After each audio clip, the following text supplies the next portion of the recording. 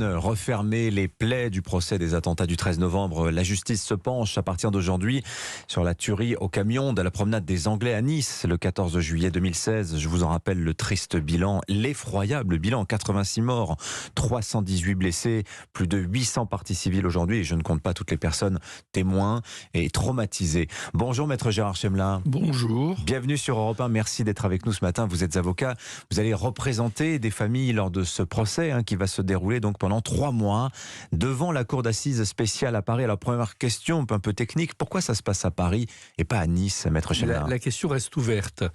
C'est-à-dire qu'on nous a expliqué pendant la phase de préparation qu'on n'était pas capable à la fois d'avoir une salle et d'avoir la sécurité nécessaire. Finalement, le maire de Nice s'est battu pour avoir une salle de retransmission, il a bloqué le palais des congrès et je pense qu'on aurait peut-être pu le faire à Nice. C'est à Paris, il y a une salle qui est bunkérisée au sein de la cour d'appel, donc c'est assez sain, mais c'est vrai que c'est compliqué pour les victimes niçoises. Donc c'est le même endroit que là où a été jugé le procès des attentats du 13 novembre. Comment ça va se dérouler? Est-ce qu'on va être dans le gigantisme qu'on avait connu pendant le procès V13? Parce qu'évidemment, la comparaison, on a tout de suite envie de la faire, Maître Chemelin. Est-ce qu'elle est opportune d'ailleurs, cette comparaison entre ces deux procès? Alors, ces deux procès, ils arrivent l'un à la suite de l'autre. Ils sont meurtriers, cruels, mais la comparaison va s'arrêter là sur les attentats. C'est-à-dire que d'un côté, vous aviez sur V13 des commandos qui avaient été formés en Syrie, des hommes entraînés et extrêmement organisés. À Nice, nous avons un homme qui est seul lorsqu'il agit, et nous ne jugerons que ses amis et les gens qui lui ont fourni des armes. Ce qui fait que, certes, ce sont des attentats dans les deux cas, mais on appelle ça un attentat projeté, c'est-à-dire que c'était l'idée des Syriens de Daesh qui était d'expliquer qu'il fallait à tout prix attaquer les Français, donc c'est inspiré par Daesh, mais ça n'est pas organisé par Daesh et c'est extrêmement différent. Comment les avocats, comment l'avocat que vous êtes, prépare-t-il, Maître Chemelin, les parties civiles à vivre ce procès? Parce que vous l'avez dit, il y a des différences et notamment il y a un fossé absolument terrible entre la douleur ressentie, cette avalanche de douleur qui va être exprimée et le caractère, comment dire, très secondaire, accessoire pratiquement des personnes qui vont être jugées.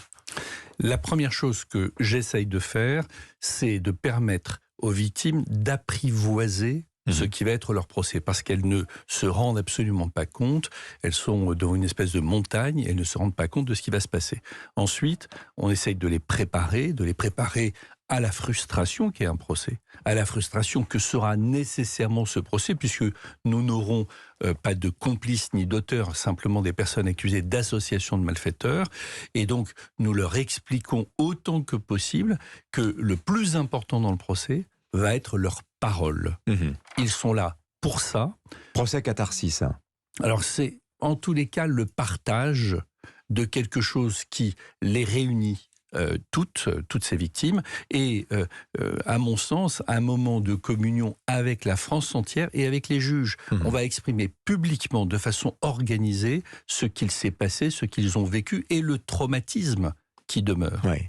Il y a 2 grands absents à ce procès, Maître Chemelin. Alors évidemment, le terroriste lui-même, on l'a dit, abattu par les policiers ce 14 juillet 2016. Et puis, il y a aussi le djihadiste qui a revendiqué l'attentat pour le compte de l'État islamique. Cet homme, il est aux mains des Kurdes depuis plus de 4 ans, n'a jamais été interrogé par la justice française, malgré les demandes répétées des avocats des victimes. Comment cela se fait-il? Alors j'ai effectivement fait la demande pour l'audition d'Adrien Guial. On est parti du principe qu'il s'agissait d'une revendication d'opportunité, c'est-à-dire que... On en est sûr de ça? Écoutez, j'ai fait citer les personnes qui ont travaillé sur cette question. J'ai demandé qu'elles viennent comme témoins et ce sont des questions que nous allons poser. Parce que vous avez parlé tout à l'heure d'attentats projetés sur le même alors, si effectivement il va y avoir ce débat. Est-ce que le terroriste c'était de ce djihadisme d'atmosphère ou bien est-ce que véritablement c'est une action commanditée depuis l'extérieur? Le procès va nous répondre. Maintenant, l'instruction, elle, nous montre une personne seule, radicalisée depuis peu de temps, qui n'est pas dans un milieu djihadiste. Et donc, le terme d'attentat projeté et déplacé, c'est un attentat inspiré, c'est-à-dire qu'il a à la fois utilisé ses penchants personnels pour l'ultra-violence, C'est quelqu'un qui était manifestement pervers et adepte de tout ce qui pouvait être violent, et il les a mis au service de la cause. Par ailleurs, Mohamed Laouedj Boulel, on n'avait pas prononcé son nom jusque-là, le terroriste, chose assez frappante dans cet attentat, jamais un terroriste n'aura semé autant d'indices autour de lui, à commencer par ce téléphone que l'on retrouve à côté de lui dans le camion, dans lequel sont nommés ses complices, il y a des adresses, etc. etc. On n'avait jamais vu ça, Maître Chemla. Alors, ce seront les avocats de la défense qui vont essayer d'expliquer que ces indices ne sont pas crédibles et qu'il a fait ça pour mettre en cause des proches qui n'avaient rien à voir avec ce qui s'est passé. Ça va être un des points du débat. On a vu ça quand même. On a vu la carte d'identité des frères Kouachi qui étaient restés dans la voiture. On a toujours vu des personnes qui sont finalement après l'attentat, il ne se passera plus rien et je n'ai aucune précaution à prendre. Mais c'est vrai que ces textos qui mettent en cause ses amis vont nécessairement faire parler.